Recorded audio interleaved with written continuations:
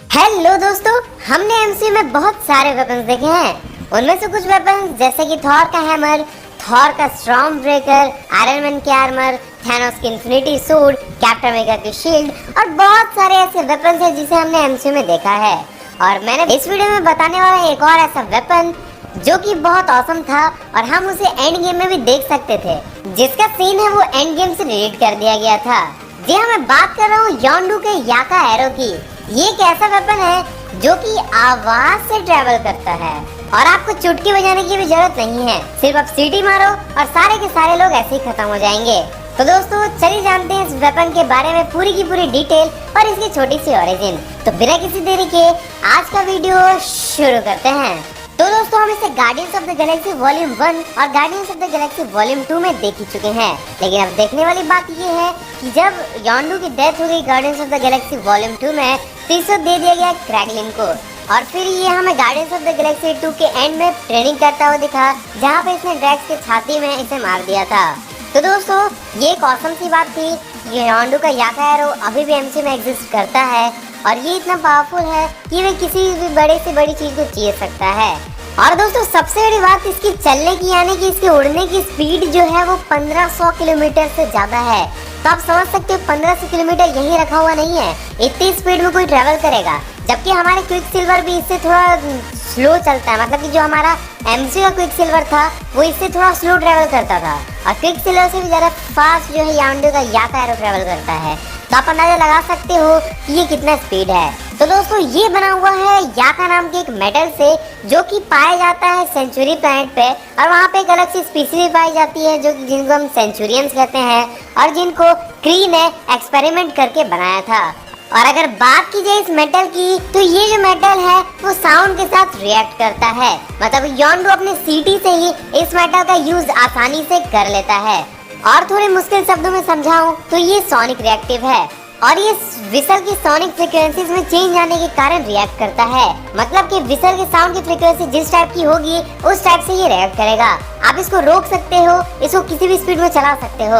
और दोस्तों सबसे बड़ी बात कि कॉमिक्स से एमसीयू वाला याका एरो ज्यादा अच्छा है, क्योंकि याका एरो को एमसीयू में कंट्रोल किया जा सकता है, पूरी तरह से उसके ऊपर कमांड की जा सकती है। लेकिन कॉमिक्स में उसको कंट्रोल तो किया जा सकता है लेकिन उसकी स्पीड कम या बढ़ाई नहीं जा सकती है और उसको रोकने के लिए सिर्फ विसल बजाना बंद करना रहता है। लेकिन यहाँ पे विसल की फ्रीक्वेंसीज के हिसाब से याका एरो काम करता है और ये याका एरो इतना ज्यादा ड्यूरेबल है कि ये किसी न किसी चीज को भेदने के बाद भी नहीं टूटता है। और सबसे बड़ी बात ये है कि इसको थोड़ा नुकीला बनाया गया है, जिसकी वजह से ये दीवार और किसी भी बड़ी से बड़ी चीज को भेद के आर पर उसके जा सकती है और ये ट्रैवल करने के दौरान किसी भी चीज को अपने साथ भी लेके ट्रैवल कर सकती है।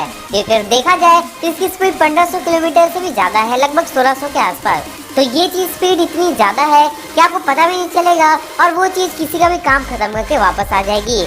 और दोस्तों यही चीज इसको बिल्कुल खास बनाती है। अब देखने वाली बात ये है कि योंडू अपने सर में वो डिवाइस क्यों पहनता है जिसकी मदद से वो कंट्रोल करता है याका एरो को, जबकि ये साउंड की फ्रीक्वेंसी से ही कंट्रोल होती है।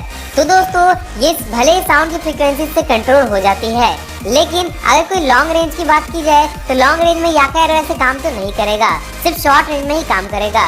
तो इसके ऊपर एक डिवाइस लगा हुआ है जिसकी वजह से याका एरो के पास वो फ्रीक्वेंसी पहुंच जाती है और फिर इसकी मदद से इसको लॉन्ग रेंज में भी कंट्रोल आसानी से किया जा सकता है। इसलिए योंडू ये डिवाइस अपने सर पे पहनता था और अब क्रैगलिन पहनता है। अब दोस्तों बात यहाँ पे ये आती है कि एंड गेम में ये हमें दिखाई दिया था क्या? तो दोस्तों जी हाँ, एंड गेम में याका एरो हमें दिखाई दिया था। हमें नहीं, ये एक डिलीटेड सीन में था। जी हाँ दोस्तों, एंड गेम से बहुत सारे सीन डिलीट कर दिए गए थे, बहुत से फाइल्स के सीन चेंज कर दिए गए थे, लेकिन शूटिंग के दौरान ये सीन इसमें डाला गया था और इसको बाद में डिलीट कर दिया गया है। यहाँ पे हमें क्रैगलिन भी दिखाई दिया था एंड गेम में, लेकिन उसके पार्ट को हटा दिया गया। लेकिन अगर दिखाई देता तो वो एक ऑसम सीन होता, क्योंकि याका एरो से क्रैगलिन सबको मार देता।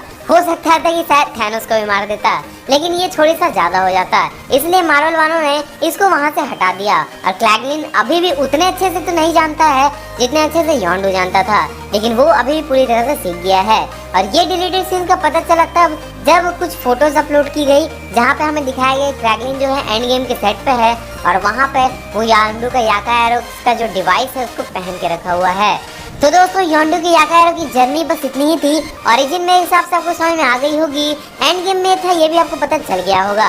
तो दोस्तों अगर ये वीडियो पसंद आया है तो इस वीडियो को लाइक कर दें, कमेंट कर दें और प्लीज यार इस चैनल को शेयर कर दें। प्लीज नोटिफिकेशन बेल ऑन कर लो ताकि आपको सारे वीडियोस की नोटिफिकेशन जल्द से जल्द मिलने पाए। सो थैंक यू दोस्तों, have a great and very good day, signing off.